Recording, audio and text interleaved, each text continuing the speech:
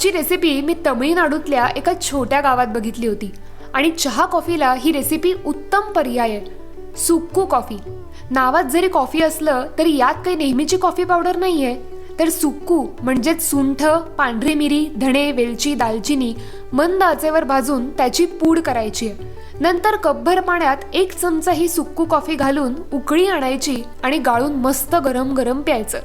दुधाचा वापर करूनही सुक्कू कॉफी पिता येऊ शकते। तमिळमध्ये असं म्हणतात की सुक्कूकू मिंजिया मरुंद मिलाई, म्हणजे काय तर सुंठीपेक्षा श्रेष्ठ औषध नाही।